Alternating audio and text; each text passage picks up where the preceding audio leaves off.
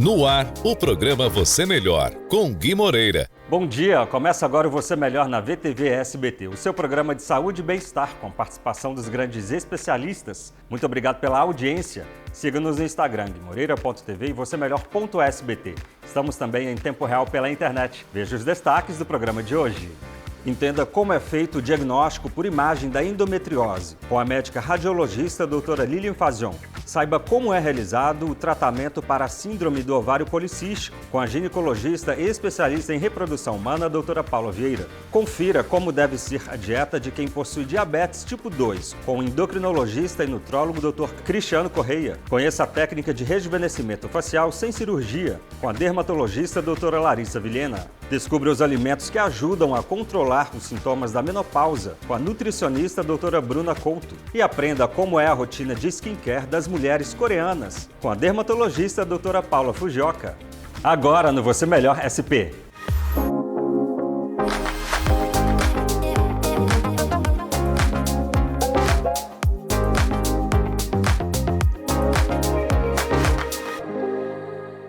Ela é considerada uma das doenças da mulher moderna e pode causar dores pélvicas e cólicas intensas. Entenda como é feito o diagnóstico da endometriose com a médica radiologista e especialista no diagnóstico por imagem da pelve feminina, a doutora Lilian Fazion. Você sabia que o diagnóstico da endometriose pode ser feito por imagem? Quem conta pra gente é a médica radiologista, a doutora Lilian Fazion.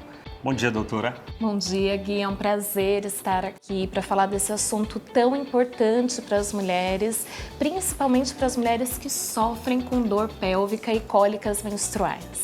Doutora, eu sei que muita gente já sabe, mas vale a pena relembrar, o que é endometriose. Então, Gui, a endometriose é uma doença inflamatória em que um tecido semelhante ao endométrio, que é a camada mais interna do útero, está localizado fora do útero. Então, é um tecido fibrótico, inflamatório, parecido com o endométrio, que ele pode estar, na maioria das vezes, no peritônio ou nos ligamentos pélvicos, podendo se estender para os ovários, para o intestino, para a bexiga e para outras regiões da pelve. A gente acredita que as mulheres já nascem com essas lesões, com esse tecido nesse lugar ectópico errado, e na adolescência, com o estímulo hormonal, essas lesões começam a aumentar, inflamar e causando dor pélvica. Doutora, agora eu acho importante também esclarecer para as mulheres, quando suspeitar da endometriose. Sim. Então, as mulheres que têm endometriose, geralmente elas têm cólicas menstruais intensas, cólicas incapacitantes, que impedem a mulher de realizar suas atividades do dia a dia. Além disso, um sintoma muito importante é a dor durante a relação sexual ou após a relação sexual. Esses sintomas não são normais e essa paciente precisa investigar a endometriose.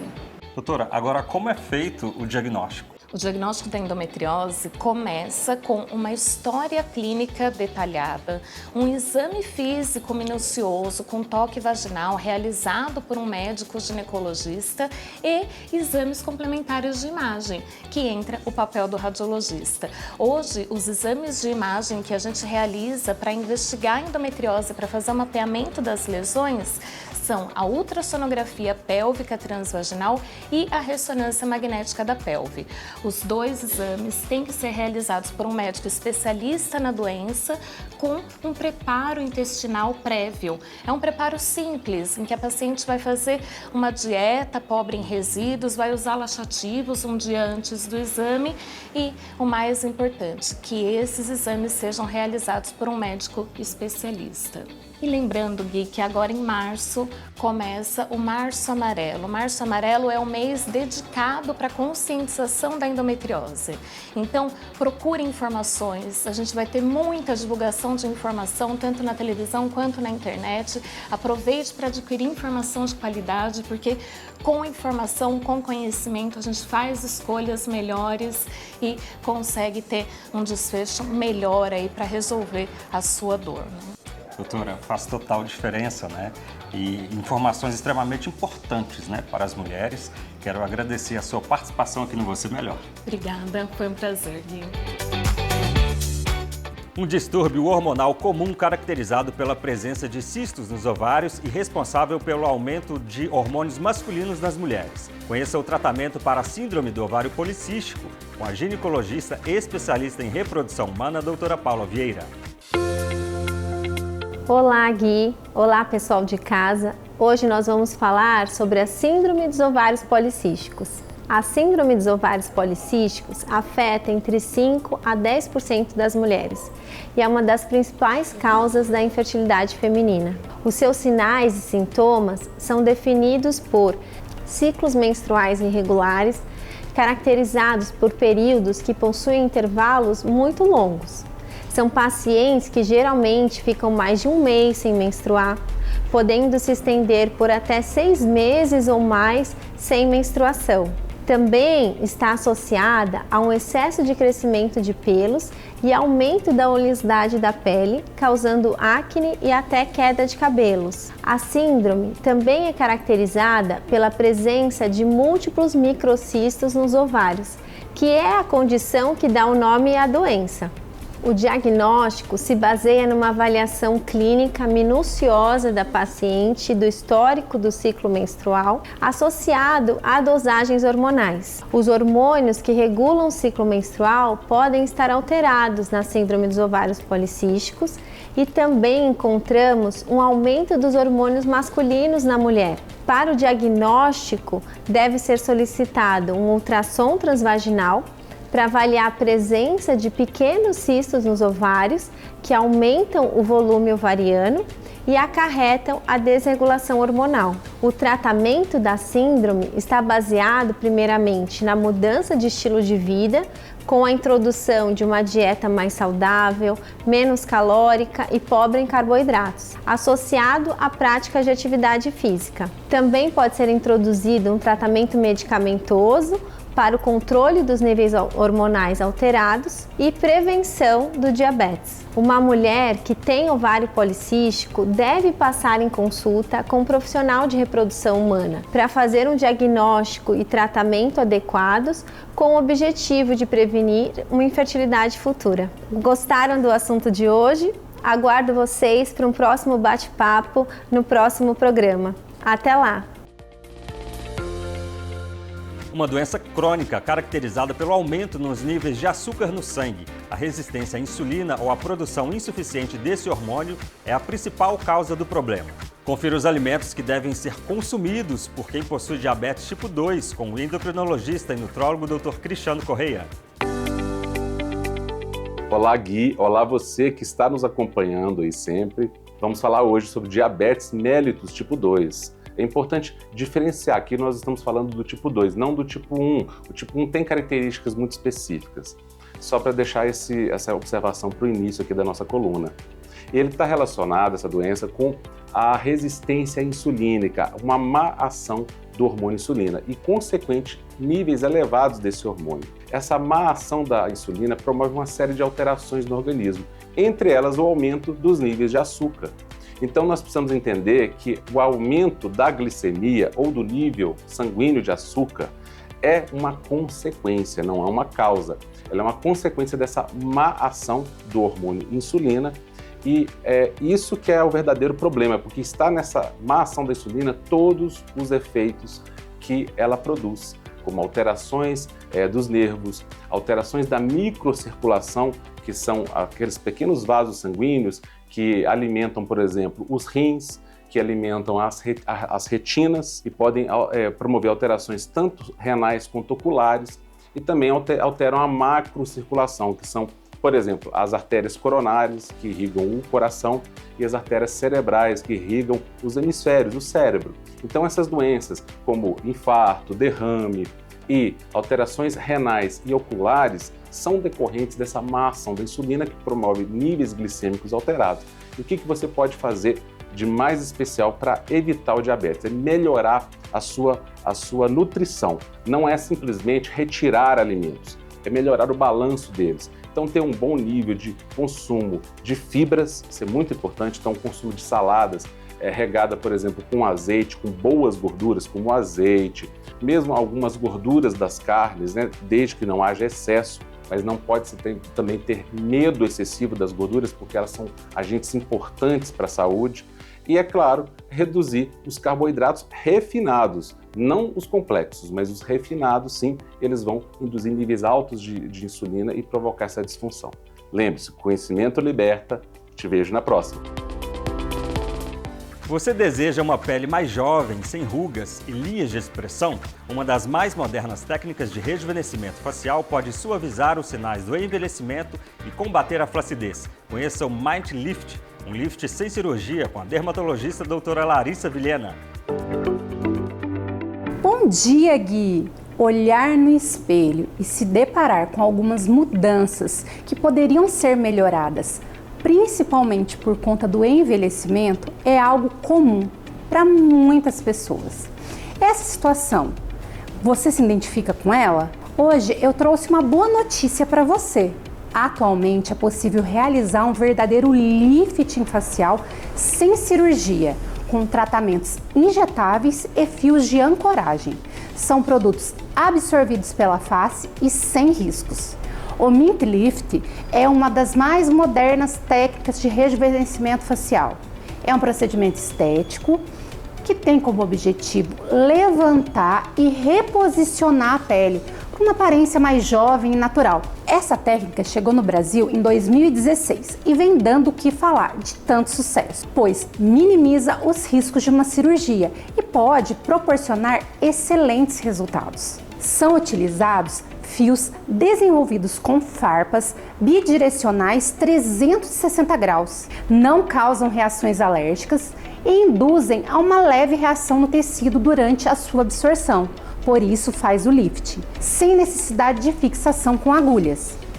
Esse procedimento é indicado para flacidez leve e intermediária nas regiões da bochecha, testa, mandíbula, pescoço. A técnica pode ser realizada por quem não tem o desejo de passar por uma cirurgia de lifting facial convencional. E aí, o que você achou dessa opção de tratamento estético? Ainda tem dúvidas sobre o Mint Lift? Envie uma mensagem para mim, eu vou ter o maior prazer em te responder. Um ótimo fim de semana e até o próximo programa.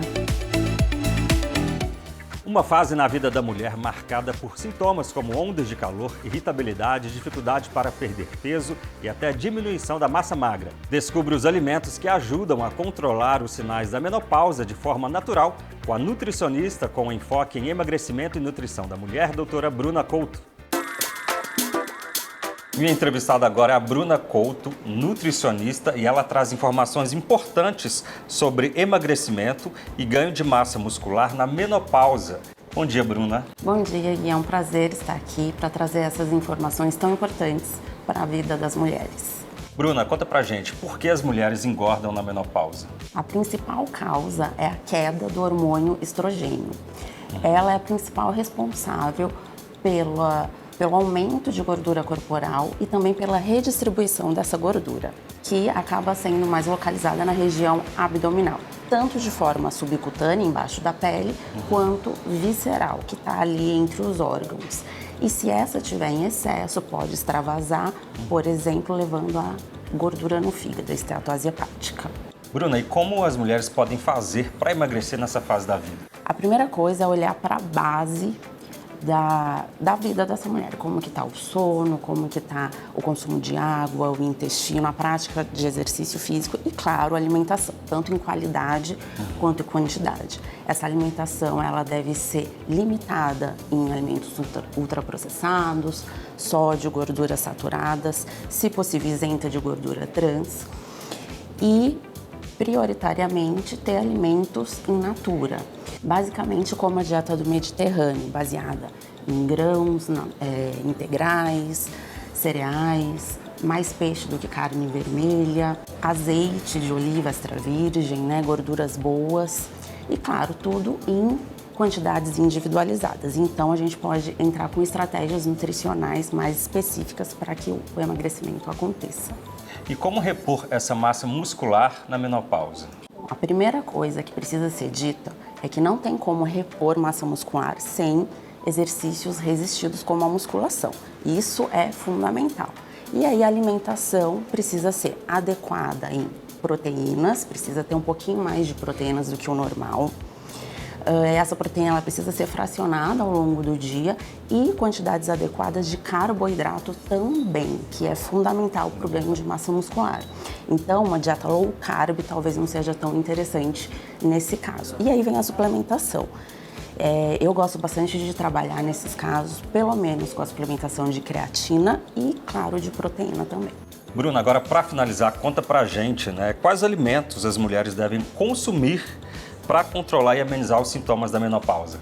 Bom, a dieta dessa mulher, ela precisa ser mais plant-based, ou seja, com menos alimentos de origem animal.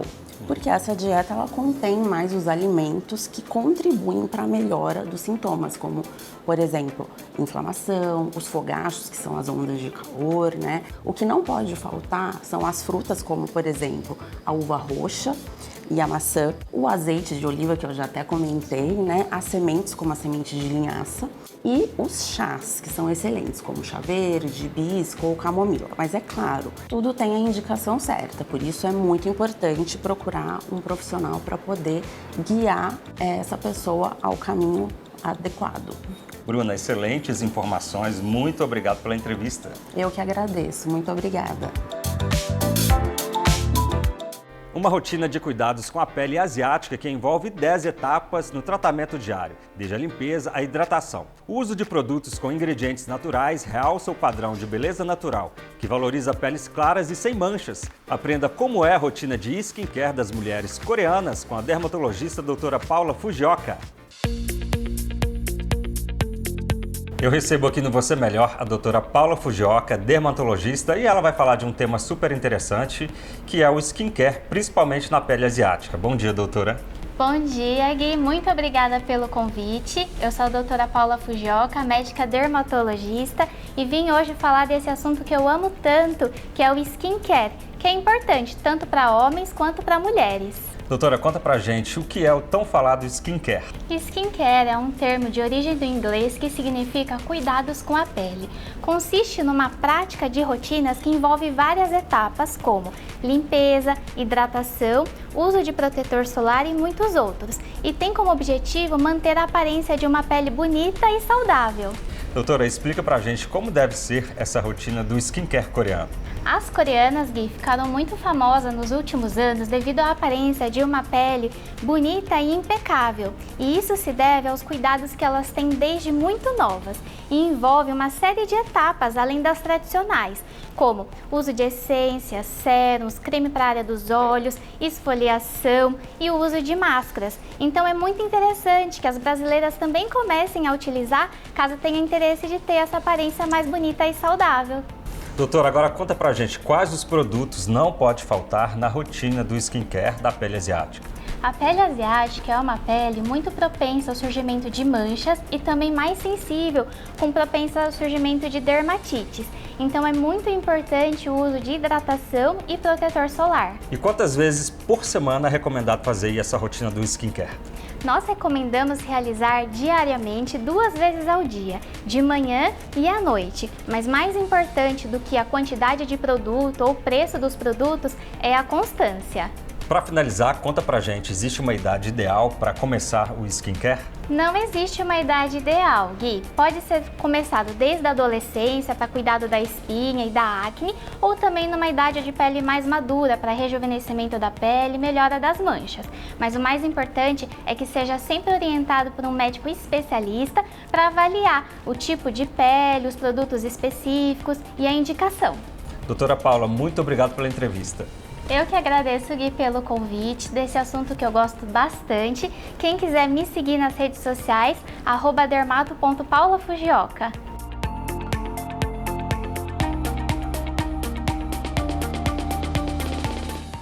O Você Melhor de hoje vai ficando por aqui. Obrigado pela sua companhia e audiência. Conheça a Romanza Moema e Imperatriz Design, lojas que oferecem móveis exclusivos. Siga no Instagram. O nosso programa é exibido também em Minas Gerais e no estado do Paraná. Para rever, acesse o nosso canal do YouTube. Você Melhor, os grandes especialistas passam por aqui. Ótimo fim de semana para você. Nos vemos no próximo sábado aqui na tela da VTV SBT. Até lá!